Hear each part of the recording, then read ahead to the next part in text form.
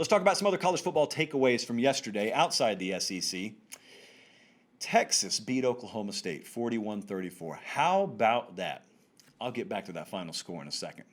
There is no need to revisit this whole Tom Herman hot seat talk week to week. I stated my opinion on the guy last week. Certainly nothing about yesterday changed that. I don't think he's the long-term answer for Texas. Nothing about beating Oklahoma State would have changed my mind either way on that. I stated that beforehand. How important are turnovers in football games? Anyone have an answer out there? Even those of you who think they're very important, even you may not understand just how important turnovers were in this game yesterday.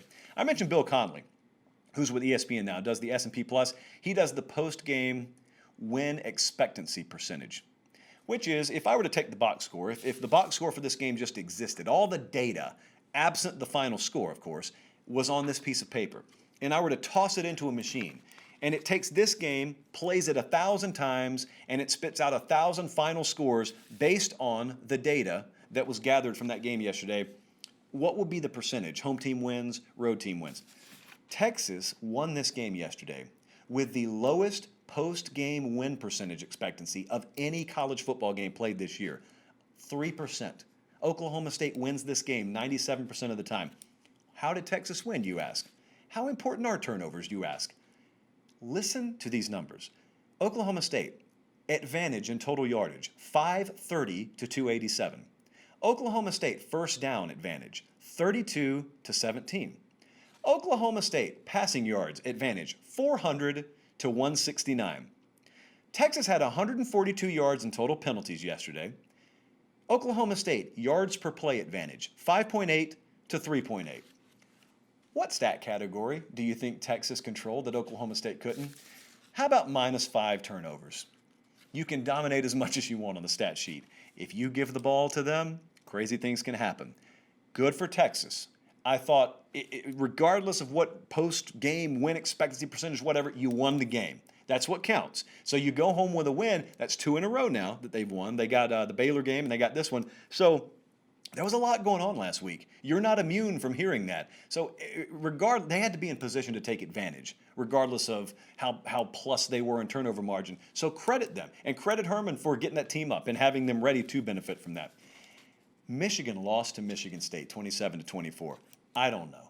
I don't even know. We didn't even preview this game last week. Colin, I don't think you and I even talked about it. Sometimes I'll come in and I'll have a rundown ready, and Colin will say, hey, are we going to talk about this game? I'll say, yeah, go ahead and add it in. We didn't even acknowledge that this game was being played. So disrespectful to the Spartans. And my goodness. I mean, Mel Tucker's been there like 5 minutes. So they beat Michigan yesterday. I don't know, man. I went and saw David Copperfield one time at the Columbus River Center. And I had really good seats. We were on the 6th row. And he was performing at the time a tour called An Intimate Evening of Grand Illusion. And he performed all these, they're bigger scale than magic tricks. It's not like he's doing a deck of cards in front of you, but he would make things disappear in front of you, and like you would be so certain that someone was going to be here, and then they were over here. And I got to think, if I'm a Michigan fan yesterday, after this game ends, I got to feel like this entire season so far has been brought to me courtesy of David Copperfield. I mean, if I'm a Michigan fan, I watched us dismantle Minnesota. Dismantle them. As a 3-point favorite, everyone thought that was going to be nip and tuck, and we dismantled them.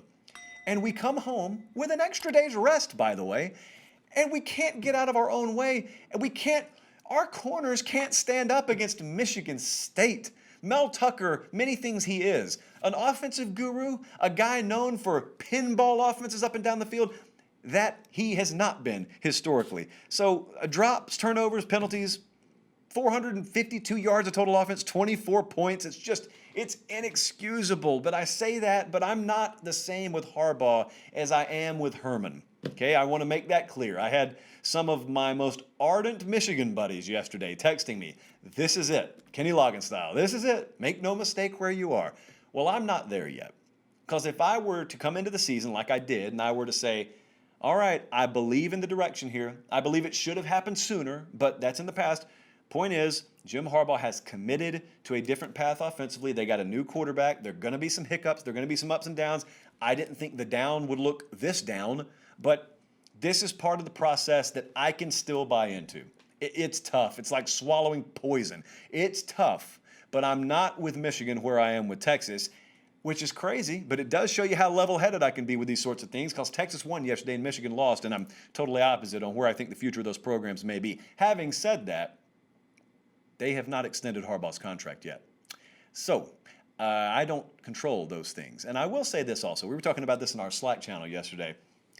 There are some members, distinguished though they may be, of the national college football media, who behind the scenes are well known as being mouthpieces for agents. And that's as deep as I'll go on that. But what I want to tell you is, keep that in mind when you either read glowing pieces about coaches or really negative pieces about coaches.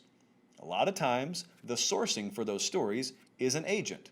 And I don't know if you know any agents. I've spoken to a few. They always have an angle. The angle is for the betterment of their client. And let's say I have a client that I think would be picture perfect in that Michigan job, and I know they haven't extended Harbaugh. What would I do? Well, I'd get in the ear of as many national reporters as I could, and I'd fill their head with as much Harbaugh negativity as I could, not that they needed it after yesterday, and I'd say, all right, have at it. Oh, by the way, I'm anonymous, but have at it. Just keep that in mind. Let's move on. Clemson, 32, Boston College, 28. Let me repeat. Clemson, 32, Boston College, 28.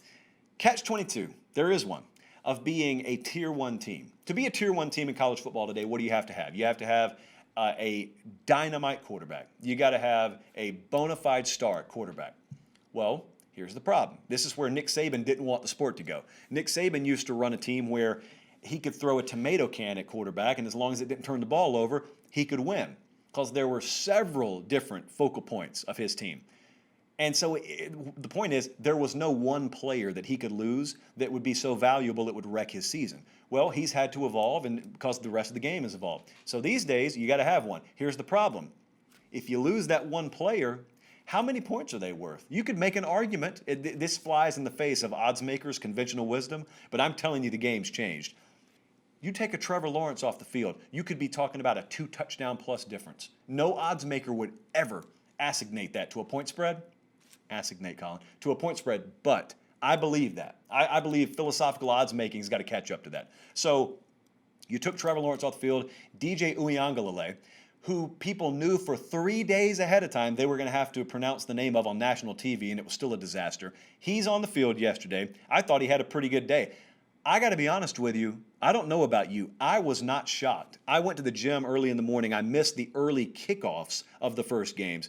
And when I got to the office, where I stayed until 2 a.m., I was not shocked at looking at the final score, or the current score. The final score was different. It was 28-10. I was out in the parking lot talking to one of our recruiting guys on the phone, and I was looking at the updates, and it's 28-10. I just wasn't surprised.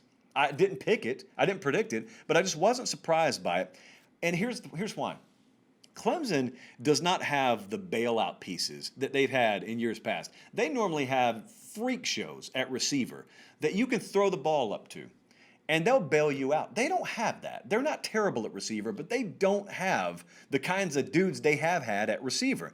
And they were missing so much more than Trevor Lawrence yesterday.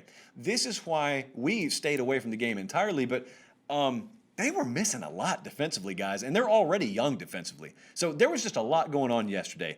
DJ Uiagalelei ends up being 30 of 41 for 342 yards, 2 touchdowns, and I've got this triple underlined, 0 interceptions.